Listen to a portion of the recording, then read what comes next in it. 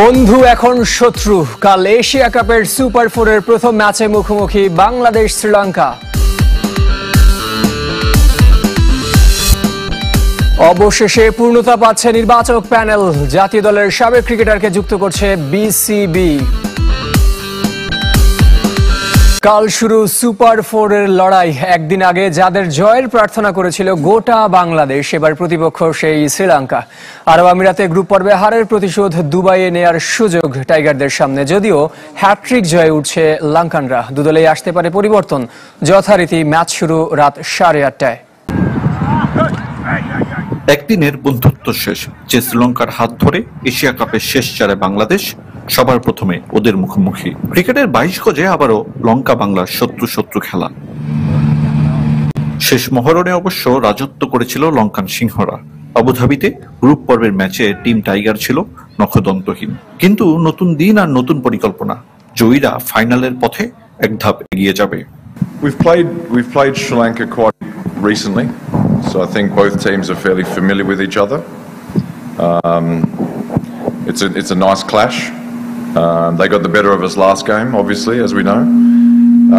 But like I said, the good thing is we can just focus on what we are doing, and I'm sure Sri Lanka the same because we know each other fairly well.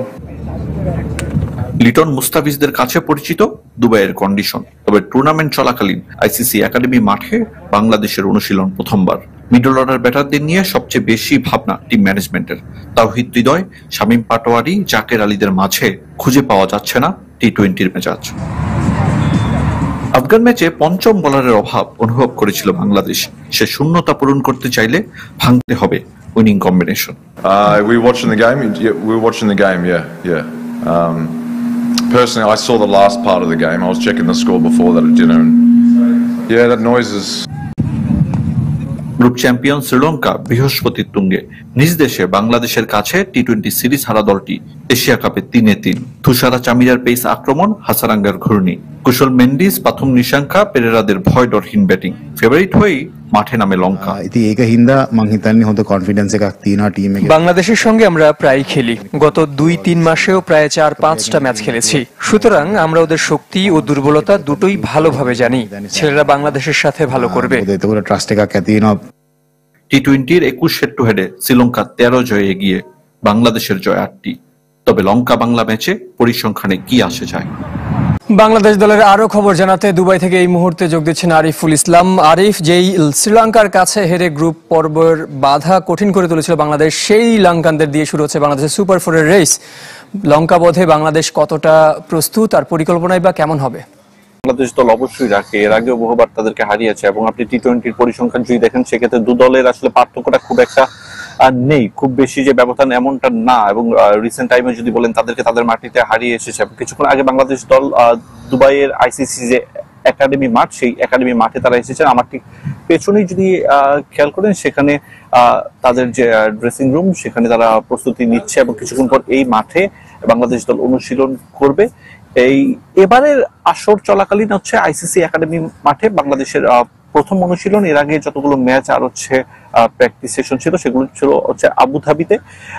ঠিক তার পাশের আরেকটা মাঠ রয়েছে, সেখানে হচ্ছে পাকিস্তান দল অনুশীলন করার কথা। অর্থাৎ পাশাপাশি বাংলাদেশ এবং পাকিস্তান দল প্র্যাকটিস সেশনটা সারবে। শ্রীলঙ্কার কথা বলছিলেন যে শ্রীলঙ্কার দলটা দারুণ ফর্মে রয়েছেন। তারা 3টা ম্যাচ তারা এশিয়া কাপে জিতেছে এবং সেক্ষেত্রে তাদের যে বোলিং লাইনের কথা বলেন, ব্যাটিং লাইনের কথা বলেন, সব দিক থেকে তারা কিন্তু দারুণ ছন্দে রয়েছে এবং সেইটাকে যদি বাংলাদেশ ভাঙতে চায়, নিজেদের সেরা পারফরমেন্সটা করতে হবে। কিছু সমস্যা তো বাংলাদেশের রয়েছিল এবং যেটা আমাদের চোখে পড়েছে সেটা হচ্ছে আপনার ফিনিশিং দুর্বলতা, মিডল অর্ডারের সমস্যা। এইসব সমস্যাগুলো অবশ্যই টাইগারদের কাটিয়ে উঠতে হবে সুপার ফোরের এই ম্যাচে। গ্রুপ অফ ডেথ পার করে সুপার ফোরে ওঠাকে সফলতা হিসেবে দেখছে বিসিবি। মিডল অর্ডারে ব্যাটারদের পারফরমেন্স নিয়ে সমালোচনা থাকলেও জয়টাকেই বেশি গুরুত্ব দিচ্ছেন সাবেক ক্রিকেটাররা। শ্রীলঙ্কাকে সিরিজ হারানোর অভিজ্ঞতা সুপার ফোরে কাজে লাগানোর পরামর্শ তাদের। অন্য দলের ঘাড়ে চেপে সুপার ফোরে বাংলাদেশ। সামাজিক যোগাযোগ মাধ্যম থেকে চায়ের আড্ডা, এ নিয়ে আলোচনা কম হচ্ছে না। তবে কঠিন গ্রুপ পার হয়ে পরের রাউন্ড নিশ্চিত করাকেই সফলতা হিসেবে দেখছে বিসিবি। আমরা হংকংকে হারিয়েছি, আমরা আফগানিস্তানকে হারিয়েছি, শ্রীলঙ্কার সাথে আমরা হাফ অ্যান আওয়ার খারাপ খেলেছি বলে আমরা হেরে গেছি। তো যোগ্যতার দল হিসেবে আমরা সেকেন্ড রাউন্ডে শুধু যাইনি, আমাদের যে এই টিমটা কনসিস্টেন্টলি ভালো খেলছে তারই বহিঃপ্রকাশ এটা। এশিয়া কাপে যে ব্র্যান্ডের ক্রিকেট খেলেছে বাংলাদেশ তাতে অবশ্য মন ভরেনি কারো। ডট বল হচ্ছে অনেক, মিডল অর্ডারে প্রত্যাশা অনুযায়ী রান তুলতে পারছেন না ব্যাটাররা। যদিও খেলার ধরনের চাইতে জয়কে বেশি গুরুত্ব দিচ্ছেন সাবেক অধিনায়ক হাবিবুল বাশার। ব্র্যান্ডেড ক্রিকেট খেলার থেকে জয়টা আসলে মূল ব্যাপার হয়ে থাকে। সেক্ষেত্রে অনেক টিম অনেক স্ট্র্যাটেজি গ্রহণ করে থাকে। আমাদের ডেফিনেটলি ব্র্যান্ডেড ক্রিকেট খেলার প্ল্যান আছে, বাট নট নেসেসারি যে কোনো একটা টুর্নামেন্টে সেই ব্র্যান্ডেড ক্রিকেট খেলার চেষ্টা করতাম। সুপার ফোরের প্রথম ম্যাচ শ্রীলঙ্কার বিপক্ষে, যাদের কাছে গ্রুপ পর্বে হেরেছে টাইগাররা। তবে মহাদেশীয় টুর্নামেন্টের আগে লঙ্কা বধের সুখস্মৃতি মনে করিয়ে দিলেন সাবেক অধিনায়ক। শ্রীলঙ্কা দলটা আমাদের পরিচিত। আমরা এই টুর্নামেন্টের প্রথম ম্যাচটা হেরেছিলাম, কিন্তু তার আগের সিরিজটাতে কিন্তু শ্রীলঙ্কাকে আমরা হারিয়েছিলাম। আমরা একটু ভুলে যাই খুব দ্রুত, আগের সিরিজে শ্রীলঙ্কাকে জিতেছিলাম। তো আমরা জানি তাদের গেম স্ট্র্যাটেজি আমরা মোটামুটি জানি। আফগান ম্যাচে 4 বোলার নিয়ে খেলার ঝুঁকি নিয়েছিল বাংলাদেশ। তবে সুপার ফোরে কোনো ম্যাচে তার পুনরাবৃত্তি চান না বিসিবি সভাপতি। অবশেষে নির্বাচক প্যানেলে হান্নান সরকারের শূন্য স্থান পূরণ করছে বিসিবি। গাজী আশরাফ হোসেন আর আব্দুর রাজ্জাকের সঙ্গী হচ্ছেন জাতীয় দলের সাবেক এক ক্রিকেটার। সম্ভাবনা এগিয়ে হাসিবুল হোসেন শান্ত। নারী দলেও একজন নারী নির্বাচক যুক্ত করছে ক্রিকেট বোর্ড। প্রায় 6 মাস ধরে নির্বাচক প্যানেলের একটি পদ শূন্য। হান্নান সরকার পদত্যাগ করার পর তার জায়গায় এখনো কাউকে নিয়োগ দেয়নি বিসিবি। অথচ জাতীয় দলের একের পর এক সিরিজ, এ দল, এইচপির কার্যক্রম সহ ঘরোয়া ক্রিকেটেও ব্যস্ততা বেড়েছে নির্বাচকদের। গাজী আশরাফ হোসেন আর আব্দুর রাজ্জাকের ওপর চাপ বাড়ছে। তবে দেরিতে হলেও নির্বাচক প্যানেলে যুক্ত হচ্ছেন জাতীয় দলের সাবেক এক ক্রিকেটার। সিলেক্টর দুজন জয়েন করবে, একজন ছেলেদের এবং একজন মেয়েদের। এবং এখানে জানেন যে লিপু ভাই এবং রাজ্জাকের সাথে একজন সিনিয়র ক্রিকেটার ছিলেন ন্যাশনাল টিমের, তাকে আমরা নাম প্রকাশ করছি না, মানে তিনি অলমোস্ট হয়ে গিয়েছেন। আর মেয়েদের এখানে শিপনের সাথে আমরা চিন্তা করছি একজন মেয়ে সিলেক্টর যাতে আমরা দিতে পারি। এখনই নাম প্রকাশ করতে না চাইলেও জোর গুঞ্জন, সম্ভাবনা এগিয়ে সাবেক পেসার হাসিবুল হোসেন শান্ত। বয়স ভিত্তিক দলের নির্বাচক হিসেবে অনেকদিন ধরেই বিসিবির সাথে কাজ করছেন তিনি। এবার জাতীয় দলের সাথে দেখা যেতে পারে টাইগারদের সাবেক পেসারকে। তবে কোনো আন্তর্জাতিক সিরিজ না খেলেই বৈশ্বিক আসরে খেলতে হবে নিগার সুলতানাদের। এটাকে আদর্শ প্রস্তুতি মনে করছেন না খোদ সভাপতিও। তবুও ভালো পারফরমেন্স প্রত্যাশা আমিনুল ইসলামের।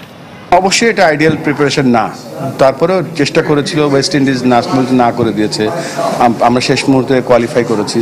তারপরেও যে প্রিপারেশনটা হয়েছে, এবং আজকে গিয়ে আমি নেটে ব্যাটিং দেখছিলাম, প্রতিযোগিতামূলক ক্রিকেট খেলার জন্য তারা রেডি এবং তারা ভালো করবে। মঙ্গলবার টি-20 বিশ্বকাপ খেলতে কলম্বো যাবে নারী দল। সুপার ফোরে গ্রুপ পর্বের পুনরাবৃত্তি নয়, বাংলাদেশ দলকে খেলতে হবে চমকপ্রদ ক্রিকেট। তাহলেই এশিয়া কাপের শিরোপা জয়ের স্বপ্ন বেঁচে থাকবে বলে মনে করেন সাবেক প্রধান নির্বাচক ও অধিনায়ক মিনহাজুল আবেদিন নান্নু। এদিকে শিরোপা জয়ের আশা নিয়েই দলকে সমর্থন জোগাতে মাঠে উপস্থিত থাকতে চান বাংলাদেশি সমর্থকরা। মাত্র একদিন অনুশীলন করে সুপার ফোরের মিশন শুরু করবে লিটন দাসের দল।